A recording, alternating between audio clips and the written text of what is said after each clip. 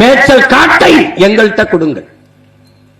இல்லை என்றால் ஓட்டுரிமை இருந்தால்தான் மதிப்பீர்கள் என்றால் எங்களுக்கு ஓட்டுரிமை கொடுங்கள். இதுதான் ஆடு மாடுகளும் நமக்கு வைக்கிற கோரிக்கை.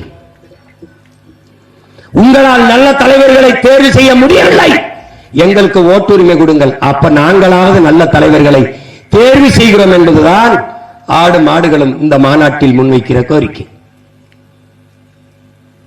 அறிவார்ந்த தமிழ் சமூக மக்கள், ஆடு மாடுகளும் அற்ப உயிர்கள் என்று கருதி விடாதீர்கள். கேடில் வெளிச்செல்வம் கல்வி ஒருவருக்கு மாடல்ல மற்றவை என்று வள்ளுவ பெருமகனார் பாடியது. எங்களுடைய தந்தை,